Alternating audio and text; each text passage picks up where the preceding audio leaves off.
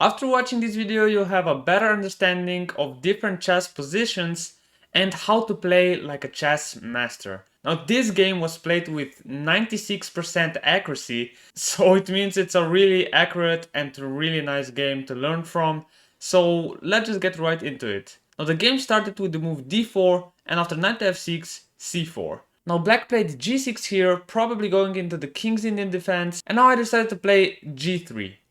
Also fianchettoing my bishop to this g2 square. Now after bishop to g7, knight to f3, developing the knight normally, castles, knight to c3, d6, and now we basically want to develop our bishop, and we're gonna go for this strong center with e4.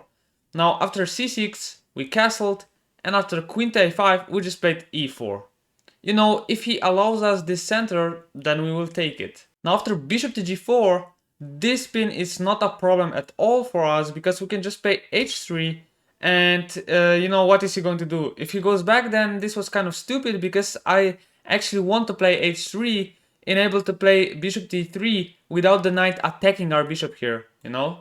So that's why he just took here the knight on f3, which I think it's not really good, just giving up his bishop pair like this, because as we know, a bishop pair can be really deadly, but I still think that's playable for black.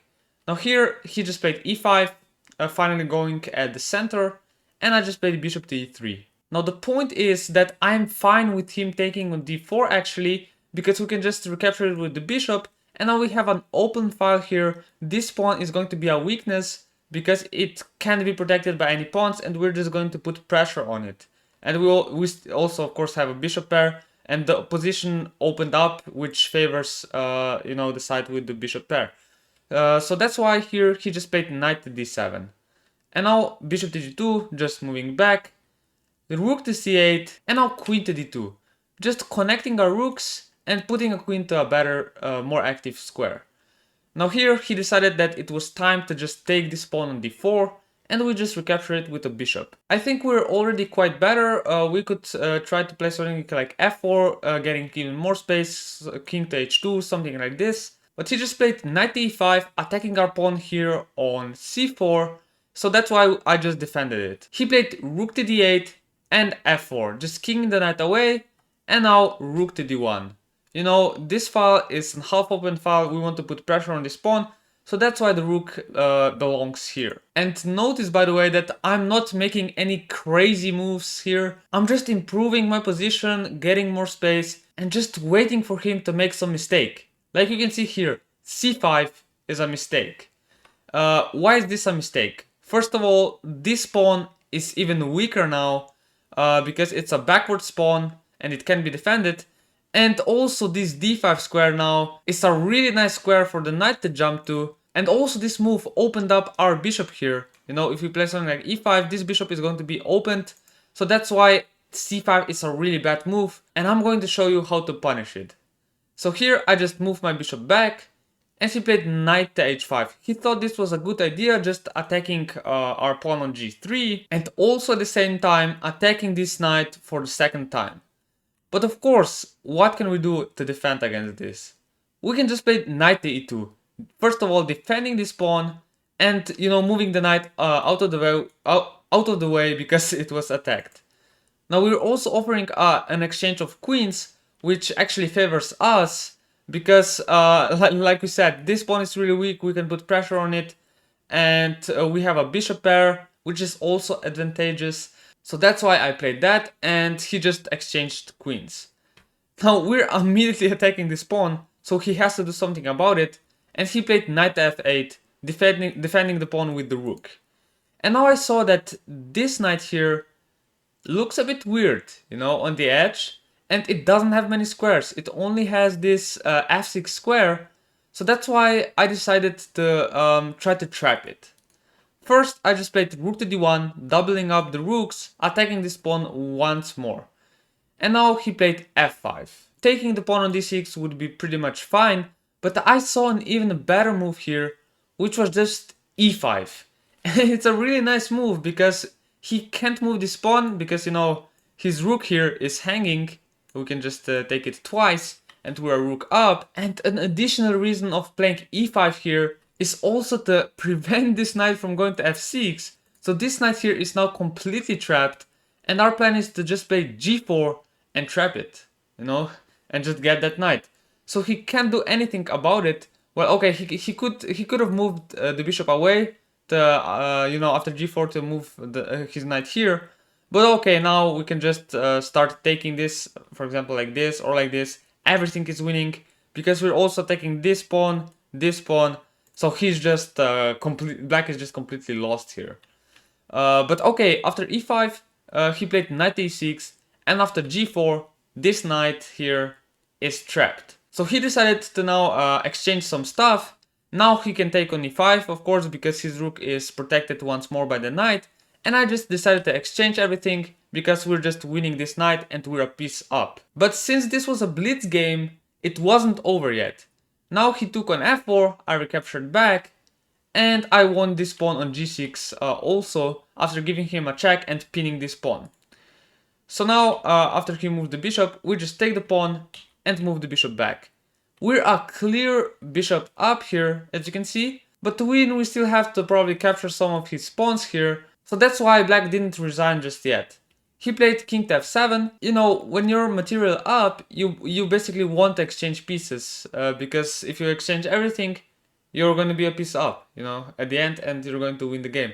So that's why here he played bishop to g7, and now I just wanted to come closer with my king. So these couple of moves here are not so important. I exchanged a knight for a bishop, and I slowly but surely came closer with my king into his position here, cutting his king here now with the bishop. He moves, I move closer, and now he's basically stuck here at the edge of the board. And now what happened is that I basically got this mating net position. This king is absolutely trapped here. It has no squares to move to. So that's why a4 is just a winning move here. It's going to be mate in 3 moves. Because whatever he does, we're just going to move our king and we're threatening mate here on b7. And if he checks us, okay, king to c8, again, still protecting these squares, and bishop to b7 is checkmate on the next move. But I didn't see that because it was a blitz game, and here I just played king to c7, of course with the idea of checkmating him, but he gave us a check and played a4. You know, just giving his king some space to run to. So now I gave him a check, and now I went to win this b6 pawn, and I basically can't stop this king from going and taking this pawn, but it's still fine because we're still a piece up, and we still have one pawn to use. So here he played king to b4, bishop to d5, just protecting this pawn once more, and now after he moves the bishop, I basically want to attack this pawn with my king and with my knight, and then just try to take it. So here I played king to c6, he defended. Now you have to realize that you can put black in Zugzwang here actually, because he doesn't want to move his king now, because if he moves it then we just take the pawn. And he doesn't want to move his bishop because he can't move it here or here, both squares are protected. And if he moves somewhere else, again we will just take the pawn.